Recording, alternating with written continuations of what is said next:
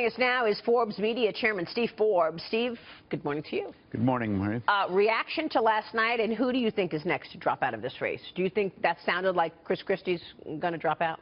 I think he's probably going to do it. He's run out of money. He had that disappointing showing, especially after that sensational debate on Saturday. He thought he was going to get a boost from it.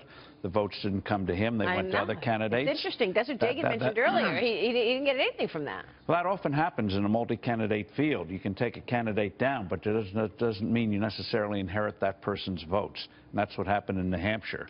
Carly Fiorina, I think she's faded. Ben Carson will stay in it because he does have support in South Carolina. But after the southern primaries, I think he's going to be hard put to stay in the race.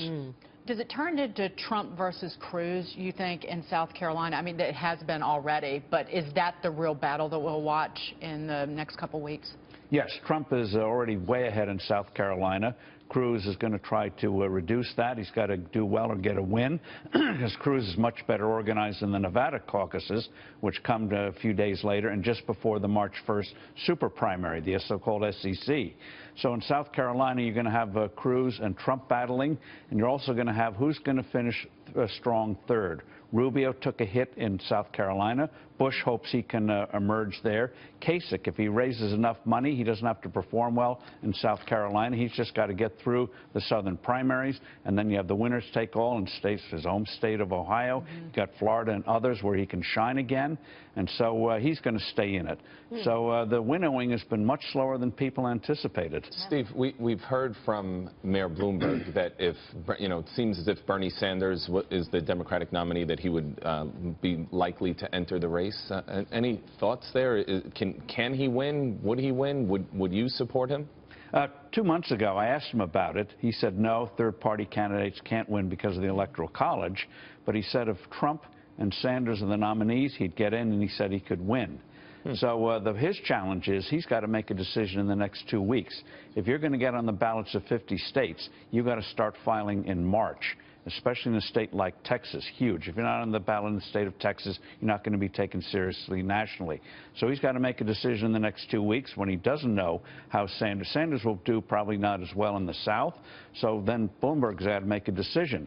Is he going to jump in, even though he doesn't know who the Democratic nominee is, and who eventually may emerge with the Republicans? But he's got to make a decision in the next 2 to 3 weeks. All right, so what do you think about the Democratic race last night? I mean, I know everybody expected Sanders to win, but not by as much as he won, right? Well, the devastating one was that exit poll. Who is the most trustworthy? Right. 93% Sanders, 5% Hillary Clinton. Wow. Devastating. I think what could really hurt Hillary is, all this where she's really going after Wall Street, and then it comes out that she's spoken for Goldman Sachs. $675,000. Yeah, and there's a lot of reports coming out talking about what she actually said in those meetings. And I haven't seen it surface yet, but some people at Goldman who were present saying that it was like a rah-rah rally, and she sounded like a managing director of Goldman. Rah-rah for Goldman. Rah-rah for Goldman. Pro-Goldman, pro-Wall Street. How much they've done for diversity and hiring. And women. How great, if that how comes great the firm is. I mean, I don't know if her numbers can actually go lower in the trustworthiness category, but I mean, that would be a huge hit to her, I think. It would be, which is why you're going to hear this drumbeat to have Joe Biden somehow come on the white charger and rescue the Democratic Party. But in terms of Wall Street, what Hillary Clinton has allowed to happen, and she's been powerless to stop it, is Bernie Sanders has set the terms of debate. Yeah. And when your opponent sets the terms of debate, you are going to be on defense, no matter what you do. So when they re-strategize, as they're now doing after the shellacking they took in New Hampshire, they've got to figure out how do you go on offense. And the one thing Bernie Sanders knows is going to come, they're going to start looking at him closely and start to try to tear him down. If you can't get him on positive, get him on negatives. Steve, how close are you to endorsing somebody on the Republican side? Still not there yet. I feel like this is a long dating game. There are particular parts of candidates that I like, but that hasn't merged in one yet. So you're finding things to dislike in each candidate is what it sounds like if you look at the reverse of that. I want them to put it all together, and so far it hasn't happened. I mean, Ted Cruz, who's always pilloried by everybody, I love his views on monetary policy. He's got a good tax plan, too. He's got a good tax plan, but on foreign policy, he's got to shape that up. Donald Trump. But can he win a general election? Well, you see, that's where if you win primaries, that means you have a chance at a general. Remember, Reagan The Democrats back in 1980, before any of you were born, the Democrats thought that pandering didn't do me any good in That's politics. good. I like, no, you're right. You're right. But in 1980, the Democrats thought, Carter thought, Reagan would be the weakest candidate among the Republicans, that it would lead to a 1964 Goldwater debacle. Reagan won by a landslide.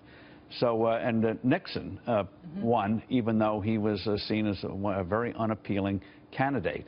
So, again, Cruz is well organized, very smart. He knows what his shortcomings are, and we'll see how he deals with them and to try to turn it to an advantage. I may not be Mr. Personality, but I've got the we'll see what he does. Yeah. But no candidate has it perfect.